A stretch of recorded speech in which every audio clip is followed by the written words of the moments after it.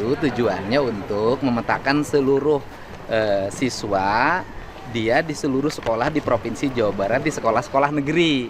Karena SPMB-nya kan tanggal 15 Juni gitu loh.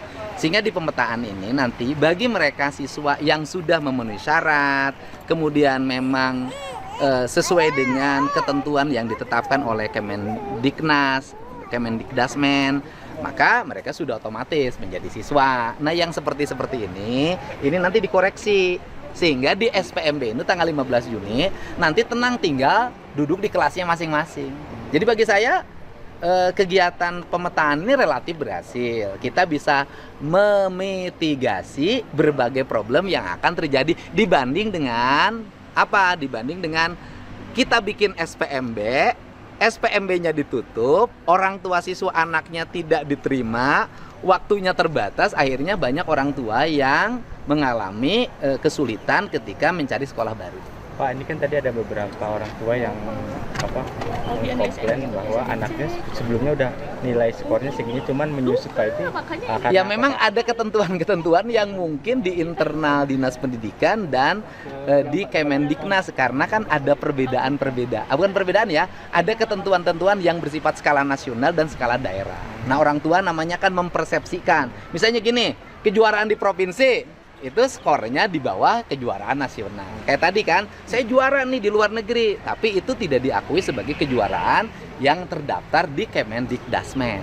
Kayak gitulah. Pak, tadi banyak juga orang tua yang terjebak dengan narasi pemetaan itu. Pak, awalnya mereka mengira itu bukan langsung pendaftaran, tapi sebenarnya pemetaan itu bukan pendaftaran.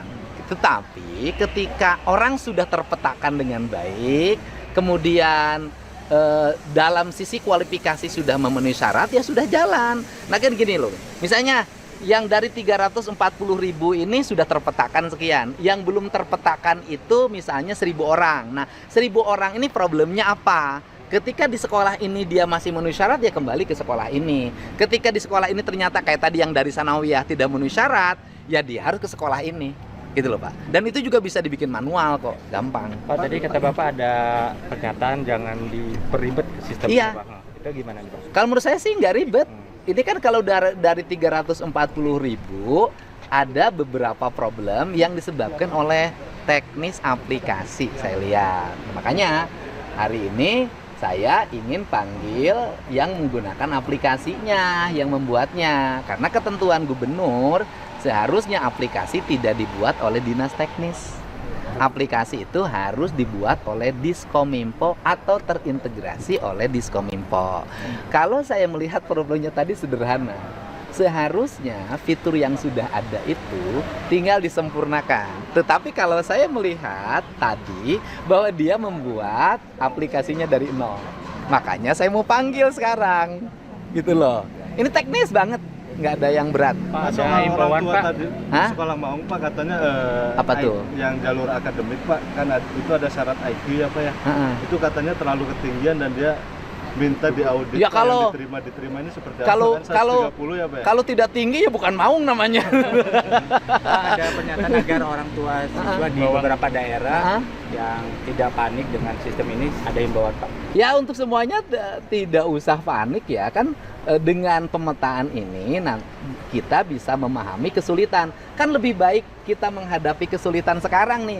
Taruhlah 300 orang mengalami kesulitan dari 340.000 orang. Kita masih punya waktu. Hak pendaftarannya juga nanti jam 12 yang PCMB, SPMB-nya nanti tanggal 15. Masih punya waktu yang cukup untuk membenahi dibanding kita bikin SPMB kemudian ketika ditutup sudah tidak punya kesempatan lagi dilakukan perbaikan karena sistemnya sudah close. Artinya masih ada harapan bagi kita perbaiki. Ya. Dugaan kecurangan Pak, ada laporan Pak ke Bapak? Nggak ada sampai sekarang.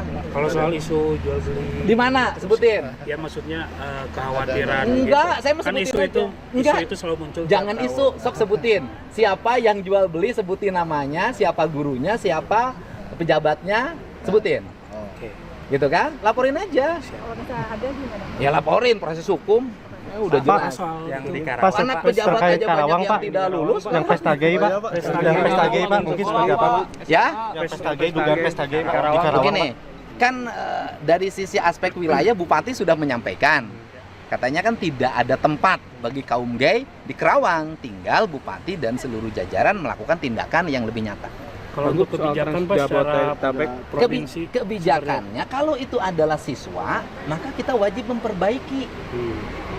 Kalau itu masyarakat, ya mungkin juga saya juga harus memperbaiki.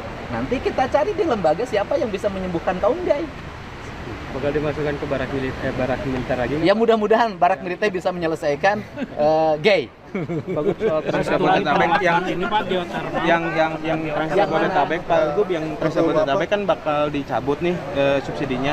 Itu kan ada yang masuk ke wilayah Jawa Barat, apakah Pemprov ngasih subsidi atau gimana? Ya trans yang di Bandung kan disubsidi juga, ya kan? Nanti kita yang Jabodetabek nanti kita hitung. Kalau itu menjadi kewajiban Pemprov Jabar, ya kita tidak ada masalah untuk peningkatan sarana transportasi publik. Ya. Soalnya kan Iya, dijawab Cikeneng. Gubernur DKI Pak Gub udah nyabut. Ya nggak ada masalah kalau itu untuk membantu masyarakat Jabar dalam mendapat transportasi publik yang memadai, ya kita tangani. Pak soal